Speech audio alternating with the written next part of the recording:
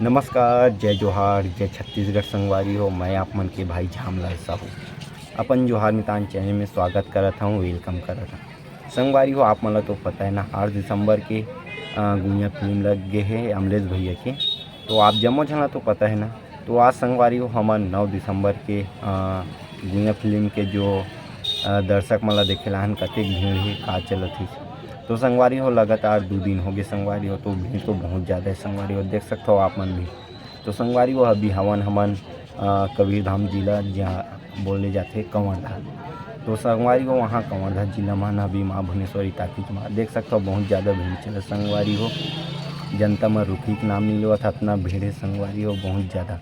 मज़ा भी आ संगवारी हो, फिल्म में भी मज़ा आते मतलब काबर की कुछ अलग प्रकार के बनाए कोशिश करे भाई हा, खुद के अपन लिखे स्टोरी है और उमें स्टाइल भी जान दो संगवारी हो। साथ में ओकर जो गाना वायरल है काने की बाली में, तो संगवारी हो सबके दिल में राज करा थे कान के बाली ही सॉन्ग है। तो उला बहुत बहुत धन्यवाद काबर की ओखर फर्स्ट एल्बम इतना हिट होए संगवारी हो, जेन आप मन के कान में अपन के दिल में गुंजे संगवारी हो। तो देख सकता हूँ यहाँ के जो टिकट काउंटर है वहाँ पास ला बहुत ज़्यादा भीड़ चलत है कर।